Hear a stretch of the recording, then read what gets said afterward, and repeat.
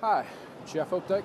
I just finished a morning full of meetings with a bunch of economists and folks here in Tokyo, Japan, including a meeting with a friend of mine I've known for years, going back to my days as a financial reporter, he lives here in Japan now. He was born in Japan, was educated in the U.S. and came back here and works in the financial sector now.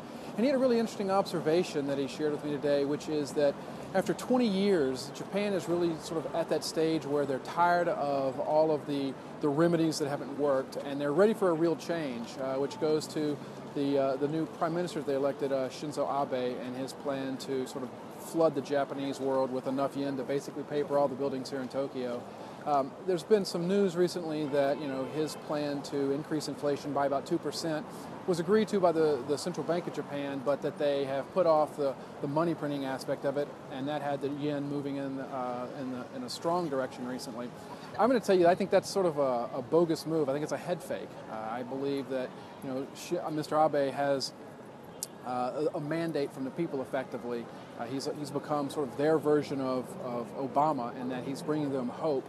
My friend was telling me that for the first time in about 20 years now, he's actually seeing sort of animal spirits in the Japanese people and in the Japanese economy. The markets here are doing pretty well these days.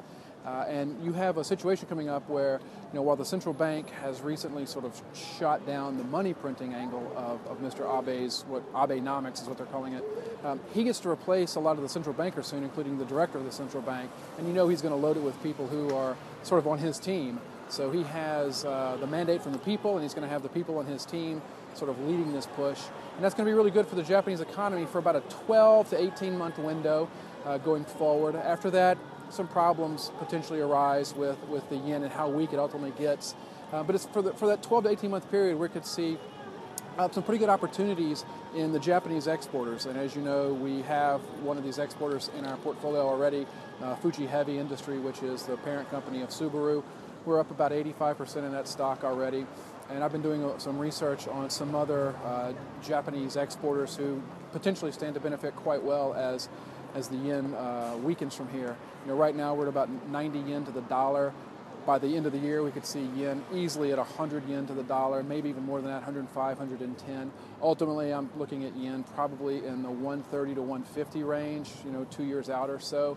By then, Japan could have some more problems they've got to deal with, but could become a crisis for them. But for that 12 to 18 month window, we're looking at a real good opportunity in Japanese stocks, and I will be bringing you some of those soon in the Sovereign Individual. So until then, thanks for listening. Here's from Tokyo.